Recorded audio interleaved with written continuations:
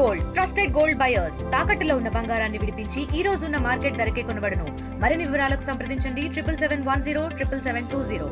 సంపూర్ణ చంద్రగ్రహణం నేపథ్యంలో ఇప్పటికే ఆలయాలన్నింటినీ కూడా మూసివేశారు. గత కొద్దిసేపటి క్రితం ఉమ్మడి ఖమ్మం జిల్లా వ్యాప్తంగా ఉన్నటువంటి ప్రధాన పుణ్యక్షేత్రాలన్నీ కూడా మూసివేశారు ఆలయ అర్చకులు, అక్కడ ఉన్నటువంటి ప్రముఖ నిర్వాహకులు. ప్రధానంగా భద్రాచలం శ్రీ సీతారామచంద్ర స్వామి దేవస్థానంతో పాటు భద్రాద్రి కొత్తగూడెం జిల్లాలోని పాల్వంచ పెద్దమ్మ తల్లి దేవస్థానం, అదేవిధంగా ఖమ్మంలోని గణపేశ్వరాలయం, సంగమేశ్వరాలయంతో పాటు ఖమ్మం నగరం నడిబొడ్డిన స్వయంభూగా వెలిసిన శ్రీ సంబాది లక్ష్మీ నరసింహ ఆలయాన్ని కూడా ఇప్పటికే మూసివేశారు. సంపూర్ణ చంద్రగ్రహణం నేపథ్యంలోనే దాదాపు కొన్ని గంటల పాటు గ్రహణం వీడిన తర్వాత మళ్ళీ సంప్రోక్షణ చేసిన తర్వాత అటు భక్తులకు దర్శనానికి అనుమతిస్తామని చెప్పి ప్రస్తుతం ఆలయ నిర్వాహకులు చెప్తున్నారు. అయితే సంపూర్ణ చంద్రగ్రహణం యొక్క ప్రభావం ప్రజలపై ఏ విధంగా ఉంటుంది, ఎటువంటి జాగ్రత్తలు తీసుకుంటే మేలు, నిజంగా ఈ సమయంలో ఆహార నియమాలు ఏ విధంగా ఉండాలి, ప్రస్తుతం మనం తెలుసుకునే ప్రయత్నం చేద్దాం. మనకు అందుబాటులో ప్రముఖ పురోహితులు యుగేంద్ర శర్మ గారు ఉన్నారు. ఆయనతో మాట్లాడి పూర్తి విషయాలు తెలుసుకునే ప్రయత్నం చేద్దాం. సార్, అసలు సంపూర్ణ చంద్రగ్రహణం ఏ సమయంలో ఉంటుంది, అసలు ఎటువంటి ప్రభావం ప్రజల మీద ఉంటుంది? శ్రీమాత్రే నమః.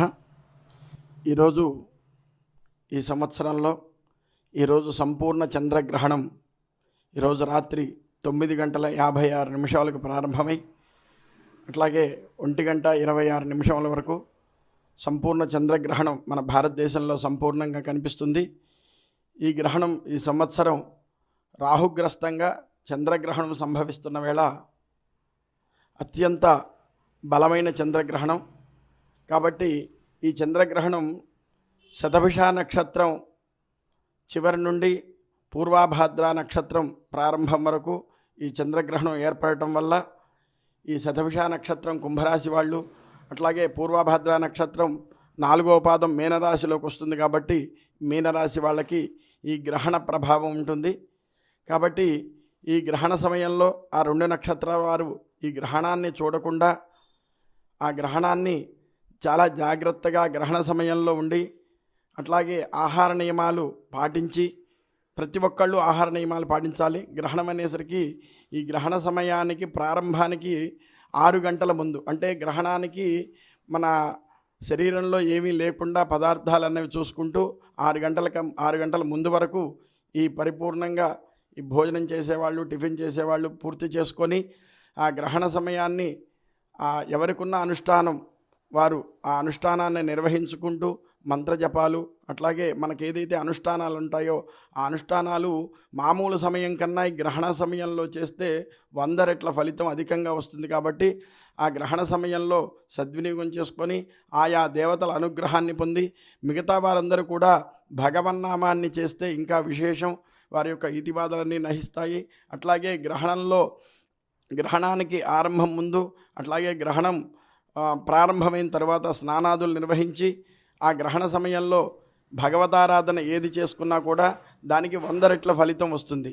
కాబట్టి ఈ గ్రహణ సమయంలో ప్రతి ఒక్కళ్ళు భగవతారాధన చేసుకొని ఆ శతభిష నక్షత్రం వారు మరియు పూర్వాభాద్ర నక్షత్రం వారు ఆ గ్రహణ శాంతి తొలగిపోవటానికి, ఆ గ్రహణ దోషం ఏదైతే ఉంటుందో ఆ గ్రహణ దోషం తొలగిపోయి సుఖశాంతులతో ఉండాలంటే వారు ఆ గ్రహణానికి సంబంధించిన వెండిది ఒక సర్పబింబం, అట్లాగే చంద్రబింబాన్ని ఒక రాగి పాత్రలో ఉంచి దానిపై కొద్దిగా నెయ్యి పోసి ఆ గ్రహణమైన తర్వాత మరుసటి రోజు ఉదయం ఆ బ్రాహ్మడికి ఆ దానం ఇచ్చేసిన తర్వాత శివారాధన లేదైతే అభిషేకం చేసుకున్నట్లయితే ఈ గ్రహణ దోషం పూర్తిగా పరిహారం అయిపోతుంది. మిగతా రాసుల వారు ఏమీ భయపడనవసరం లేదు. ప్రతి ఒక్కళ్ళు ఆ గ్రహణ రాసుల వారికి మిగతా రాసుల వారికి ఎటువంటి దోషము లేదు. ఇప్పుడు ఈ యూట్యూబుల్లో వీటిల్లో చాలామంది ఆ రాశి వారు ఈ రాశి వారు అని చెప్పి అనేక రకాల వారు చెప్తున్నారు. శతభిష నక్షత్రం పూర్వాభాద్ర నక్షత్రం వారొక్కరే ఆ గ్రహణ దోషం తొలగిపోవటానికి ఆ పరిహారాన్ని చేసుకొని ఆ శివుడికి ఆరాధన చేసుకున్నట్లయితే ఎటువంటి భయము లేదు. వారు ఆ 2 చేసుకున్నట్లయితే తప్పకుండా వారు మంచి జరుగుతుంది. అట్లాగే మిగతా రాశుల వారు గ్రహణాన్ని చూడవచ్చు. చూసిన తర్వాత తెల్లవారి ఎవరికి అవకాశం ఉన్న వాళ్ళు దగ్గరలో ఉన్న దేవాలయానికి వెళ్ళి ప్రదక్షిణ చేసి స్వామివారికి ఒక నమస్కారం చేసుకొని వచ్చినట్లయితే వారికి ఎటువంటి ప్రమాదం ఉండదు. యూట్యూబ్లో అట్లాగనే ఈ మాధ్యమాల్లో అనేక మాధ్యమాల్లో మైకు దొరికితే చాలామంది ఎవరికి తోచింది వారు చెప్తున్నారు. దయచేసి వాటినన్నింటిని నమ్మకండి. ప్రశాంతంగా మీ దగ్గరలో ఉన్న దేవాలయానికి వెళ్ళి ప్రదక్షిణలు చేసి స్వామివారికి ఇంకా అవకాశం ఉంటే మీ గోత్రనామాదులతో స్వామివారికి ఒక అర్చన చేయించుకున్నట్లయితే ఇంకా విశేషంగా ఉంటుంది. కాబట్టి ఈ గ్రహణ నియమాలను అందరూ పాటించి 9:56 గ్రహణం ప్రారంభమై 11:02 మధ్యమంలో ఉండి అట్లాగే 1:26 గ్రహణం పూర్తవుతుంది.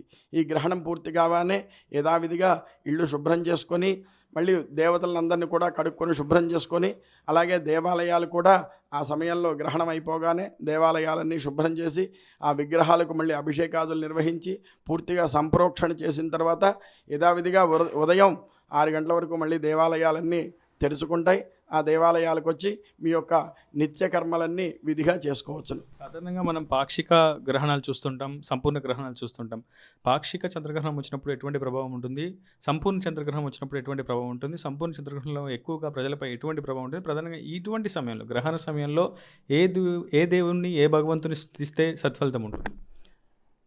పాక్షిక గ్రహణం అట్లాగనే సంపూర్ణ చంద్రగ్రహణం 2 రకాలుగా. ఈ గ్రహణాలలో పాక్షికంగా అంటే మనకు డైరెక్ట్గా దాని ప్రభావం పడకుండా ఉండటం పాక్షికం. డైరెక్ట్గా ఆ గ్రహణ ప్రభావం అంటే మన భూమికి ఆ చంద్రుడికి మధ్య వచ్చే ఆ నీడను గ్రహణం అంటారు. అది చంద్రుడిని కనుక మనకు కనిపించకుండా ఉంటే చంద్రగ్రహణం అని, అట్లాగే సూర్యుడు కనిపించకుండా ఉంటే సూర్యగ్రహణం అని చెప్పనంటారు. ఇది డైరెక్ట్గా మన భూమి మీద మన ప్రదేశం మీద పడ్డప్పుడు అది సంపూర్ణంగా ఆ ఛాయ గనక ఆ గ్రహాన్ని చంద్రుడిని కానీ సూర్యుడిని కానీ ఆ అడ్డం వస్తుందో అప్పుడు సంపూర్ణ గ్రహణం అంటారు. ఈ గ్రహణ ప్రభావం చాలా తక్కువగానే ఉంటుంది. ఇంతకుముందు కూడా చాలా గ్రహణాలు వచ్చినాయి. చాలామంది విశేషంగా స్వామివార్లకు అర్చనలు అభిషేకాదులు ఆ గ్రహణ సంబంధించిన దోష పరిహారాలు చేసుకున్నారు. కాబట్టి ఈ మధ్యకాలంలో దీని మీదుగా విపరీతంగా ప్రచారం అయిపోయి మాధ్యమాలలో దాన్ని ఒక ఇదిలాగా చూపిస్తున్నారు. కానీ గ్రహణం అనేది సంభవిస్తూనే ఉంటాయి, పూర్వకాలం నుంచి సంభవిస్తూనే ఉన్నాయి. దాన్ని పరిహారం చేసుకున్నట్లయితే దోషం ఉండదు, అంతగా భయపడిన అవసరం లేదు. అట్లాగే గ్రహణానంతరం ఇది గ్రహాలకు సంబంధించింది, ఈ నక్షత్రాలు గ్రహాలకు సంబంధించింది. కాబట్టి రాహుగ్రస్తంగా పడితే రాహుగ్రహానికి, అట్లాగే కేతుగ్రస్తంగా పడితే కేతుగ్రహానికి, చంద్రగ్రహణం అయితే చంద్రుడికి, సూర్యగ్రహణం అయితే సూర్యుడికి వీడి పరిహారాలు చేసుకుంటే సరిపోతుంది.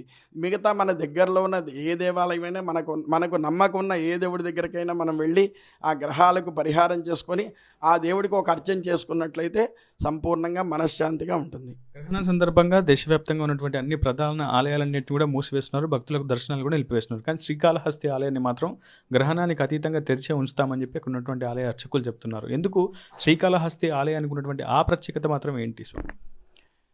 శ్రీకాళహస్తి స్వయంగా ఉద్భతమయ్యి నవగ్రహాలన్నీ కూడా ఆ ప్రాంగణంలో ఆ నక్షత్రాలకు అధిపతులు అట్లాగే నవగ్రహాలకు అధిపతులు అన్నీ కూడా అక్కడ ప్రత్యక్షంగా ఉంటాయి.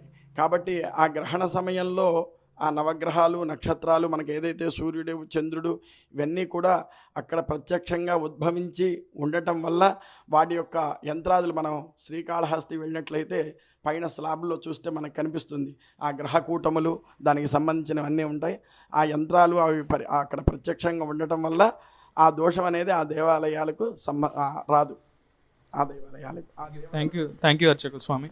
అది మొత్తంగా మనం చూస్తున్నాం గ్రహణ సమయంలో ఎటువంటి జాగ్రత్తలు పాటిస్తే మంచిదో యోగేంద్ర శర్మ గారు చాలా స్పష్టంగా వివరించారు. ప్రస్తుతం గ్రహణ సమయంలో పూర్తిగా తీసుకోవాల్సినటువంటి ఆహార నియమాలు కూడా పాటించాలని, గ్రహణ సమయం ముగిసిన తర్వాత పూర్తిగా దోష నివారణకు సంబంధించి కావచ్చు, గ్రహ శాంతికి సంబంధించి కావచ్చు, ఆ తర్వాత ఆలయాల్లో దర్శనానికి వచ్చు, స్వామివార్ల దర్శనం కూడా చేసుకోవచ్చు అని చెప్తున్నారు. ఇప్పటికే ఆలయాలన్నింటినీ కూడా మూసివేశారు. రేపు ఉదయం కల్లా మళ్ళీ తిరిగి సంప్రోక్షణ తదనంతరం మళ్ళీ ఆలయాలను తెరిచి ఉంచుతామని చెప్పి ఆలయ నిర్వాహకులు అయితే చెప్తున్నటువంటి పరిస్థితి. ఇది నాయకులతో ఇప్పుడు ఉదయ RTV ఖమ్మం నుంచి.